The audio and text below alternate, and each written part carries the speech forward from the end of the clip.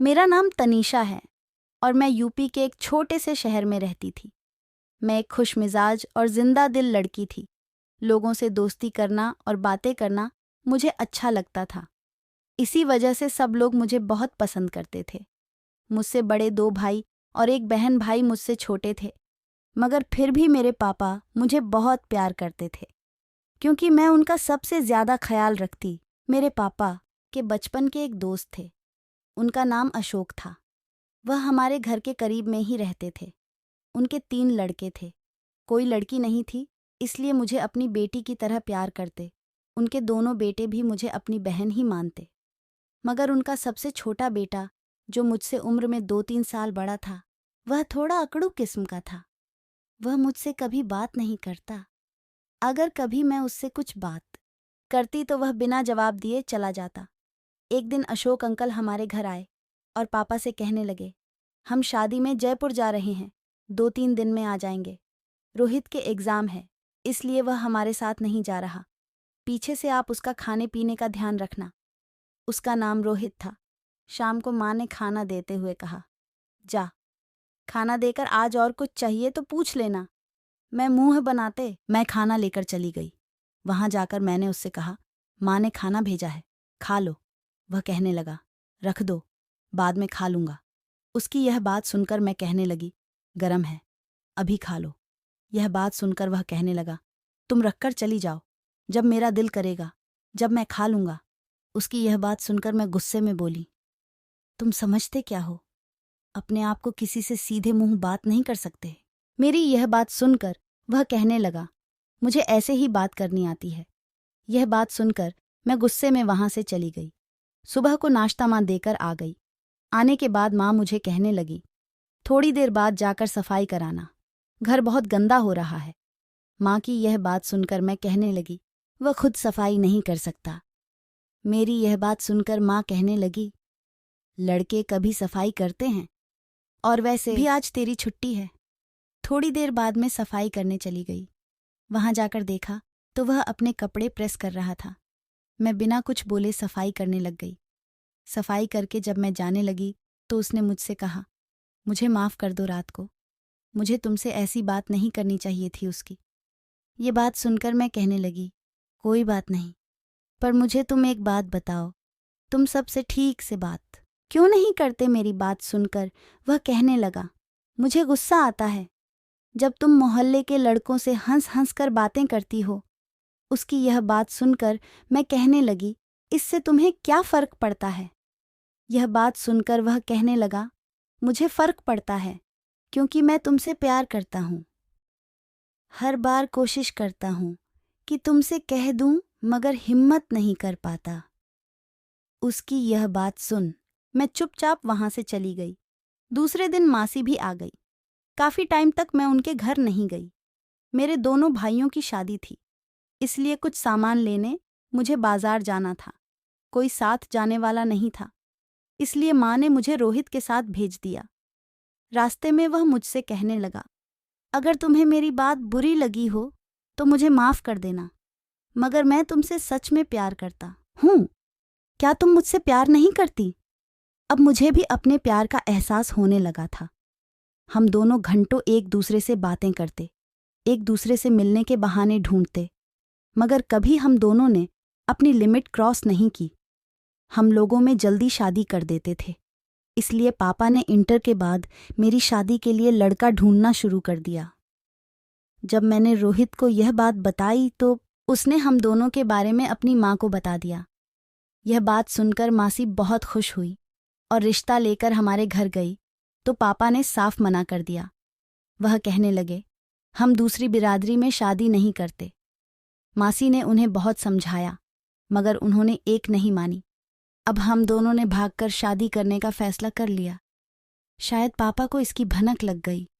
वो मेरे पास आए और कहने लगे, अगर तुमने अपनी मर्जी से शादी की तो इस घर से 4 जनाजे निकलेंगे, तेरे माँ बाप के और तेरे छोटे भाई और बहन के। और यह मैं तुम्हें धमकी नहीं दे रहा। तुम जानती हो, जो मैं कहता हूँ वह करके दिखाता हूँ। अपने परिवार की खातिर अब मैंने रोहित को छोड़ने का फैसला कर लिया। और पापा की पसंद के लड़के से शादी करने के लिए हाँ कर दी। जब रोहित को इस बात का पता चला तो वह मुझसे खूब लड़ा, मगर मैंने अपने प्यार का वास्ता देकर उसे वहाँ से भेज दिया। मेरी शादी से पहले ही वह पढ़ाई का बहाना बनाकर शहर से चला गया। पापा ने मेरी शादी अपने एक दूर के रिश्तेदार के बेटे से कर दी। मैं अपने अरमानों का गला घोंटकर ससुराल चली गई। मेरे पति दिल्ली काम करते थे। वह महीने में सिर्फ एक दिन के लिए आते और दूसरे दिन चले जाते। मेरी शादी को 8-10 महीने हो गए थे। इस बार जब मेरे पति घर आए तो मेरे ससुर कहने लगे, धीरज, तू 1 महीने में सिर्फ 1 दिन के लिए आता है। यह बात सुनकर वह कहने लगे, मैं रोज आना जाना नहीं कर सकता। उनकी यह बात सुनकर मेरी सास कहने लगी, तो बहू को भी अपने साथ ले जा। यह बात सुनकर वह चिल्लाते हुए कहने लगे, एक कमरे में हम 4 लोग रहते हैं, इसको कहाँ पर रखूंगा। यह कहकर वह बाहर चले गए। एक दिन अचानक मेरे ससुर की तबीयत खराब हो गई तो हम अस्पताल लेकर गए। वहाँ डॉक्टरों ने उन्हें दिल्ली के GTV के लिए लिख दिया। मेरे देवर ने जब इनको फ़ोन मिलाया तो फ़ोन स्विच ऑफ था। मेरी सास कहने लगी, हम वहाँ पर जाकर फ़ोन कर लेंगे। हम उन्हें दिल्ली लेकर आ गए। डॉक्टर ने उनकी हालत देखकर भर्ती कर लिया उनका फ़ोन। अभी भी स्विच ऑफ था। सुबह को मैं अपने सास से कहने लगी, देवर जी को उनको लेने भेज देते हैं। यह बात सुनकर मेरी सास कहने लगी, तू भी इसके साथ चली जा और अपने ससुर के लिए खिचड़ी बनाकर ले आना। वहां पहुंचकर मेरे देवर ने घर का दरवाज़ा बजाया तो एक औरत ने गेट खोला। वह औरत हमसे कहने लगी, आप कौन हैं? मेरा देवर कहने लगा, धीरज यहीं रहते हैं। है क्या? वह औरत कहने लगी, हाँ यहीं रहते हैं। उस औरत की यह बात सुनकर मैं कहने लगी, आप कौन हैं? उस औरत ने जो बताया उसे सुनने के बाद मुझ पर बिजली से गिर गई। वह औरत कहने लगी, मैं धीरज की पत्नी हूँ।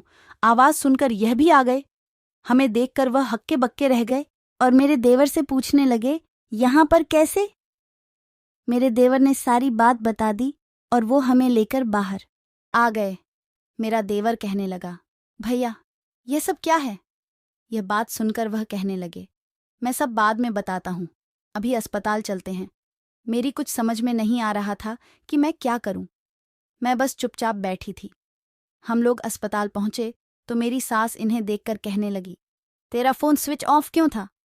कल रात से परेशान है। यह बात सुनकर वह कहने लगे, फ़ोन खराब हो गया है। मेरा देवर मुझसे कहने लगा, भाभी अभी माँ से कुछ मत कहना। 2 दिन बाद डॉक्टरों ने हमें छुट्टी दे दी और हम अपने ससुर को लेकर घर आ गए। घर पहुंचने पर मेरे देवर ने सारी बात अपनी माँ को बता दी। यह बात सुनकर मेरे सास ससुर बहुत ज्यादा गुस्सा हुए।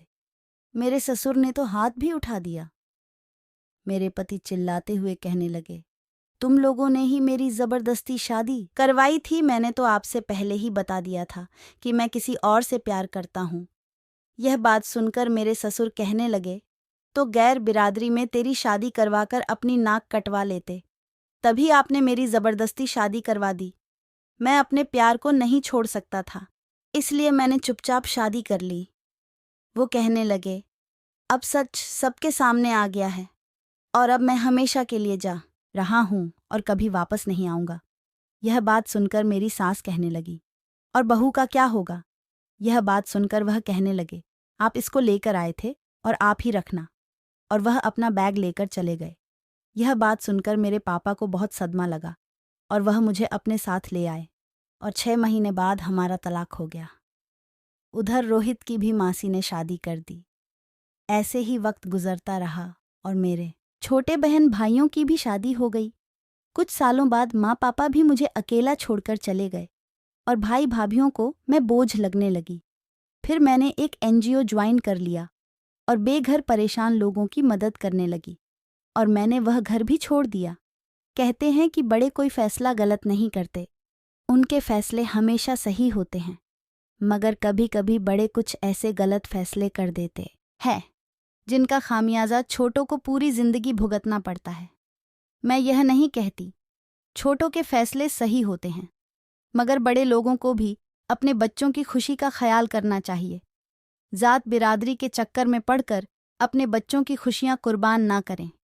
अगर कुछ सही नहीं है तो उन्हें प्यार से समझाएं, ना कि ज़बरदस्ती उन पर अपने फैसले थोपे, वरना पछताना पड़ता है।